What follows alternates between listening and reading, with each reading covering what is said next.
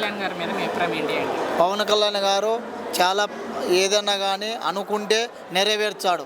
ఏదైనా కానీ ప్రభుత్వంలో కూటమి ప్రభుత్వంలో పవన్ కళ్యాణ్కి ఏ విధంగా కానీ మాట చేరిందనుకో దాన్ని పట్టుదలతో చేస్తాడు. ఇప్పుడు మనం చూస్తున్నాం, ఎంతోమందికి సాయం చేస్తున్నాడు.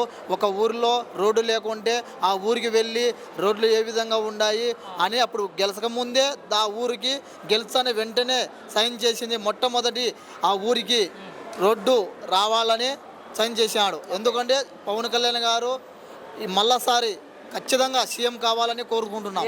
ఎందుకు ఆయన సీఎం కావాలని మీరు కోరుకుంటున్నారంటే? ఆయన లేకుంటే తెలుగుదేశం ప్రభుత్వము ఎప్పుడో పడిపోయేది. ఆయన కూటమి ప్రభుత్వంలో వచ్చినందుకు మన తెలుగుదేశం ప్రభుత్వము చాలా ముందొచ్చింది కాబట్టి ఎన్నో సీట్లు వచ్చినా కానీ పవన్ కళ్యాణ్ గారు అనుకుంటే ఏదైనా సాధిస్తాడు. అంటే 44 సంవత్సరాలు మొన్నటి టీడీపీ పార్టీ పెట్టి అలాంటి పార్టీ పవన్ గారి వల్ల వచ్చింది అనుకుంటున్నారా మీరు అధికారంలోకి? అవును, అలాంటి ఇప్పుడు 40 సంవత్సరాలైనా కూడా ఇలాంటి మొట్టమొదటి నాయకుడు మనకు ఎంతో సంతోషంగా ఏదైనా కానీ పట్టుదలతో పట్టి ఒకసారి మన చంద్రబాబు నాయుడు గారిని జైల్లో వేసినా కూడా మన వైసీపీ ప్రభుత్వము వాళ్ళు అడ్డవించుకున్నా కూడా నేను ఖచ్చితంగా వెళ్ళాలని రోడ్డు మీద పనుకొని పవన్ కళ్యాణ్ గారు దీక్ష చేశారు.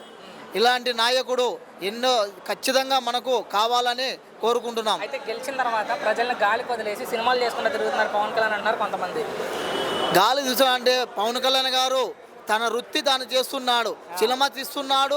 మళ్ళా రాష్ట్రం మన గెలిచిన డిప్యూటీ సీఎంగా పదవి స్వీకరించి ప్రజలకు ఎంతో సేవ చేస్తున్నాడు. వాళ్ళు అనుకునేది నెరవేరుస్తున్నాడు.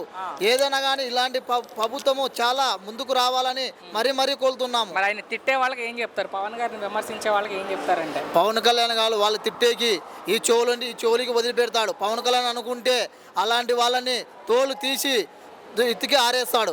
జగన్ చెప్పాడు కదా, జగన్ నేను పాతాలకి తొక్కపోతే నా పేరు పవన్ కళ్యాణే కాదు అని చెప్పాడు కదా. ఇప్పుడు తొక్కేసి పవన్ కళ్యాణ్ గారు జగన్కు ముక్క నీళ్లు తాపుతున్నాడు. కానీ పవన్ కళ్యాణ్ 4 పెళ్ళిళ్ళు అని తిట్టినా కూడా మన పవన్ కళ్యాణ్ గారు ఏ మాట కూడా అనుకోకుండా జగన్ను విస్మరించుకోకుండా పదవిని స్వీకరిస్తున్నాడు.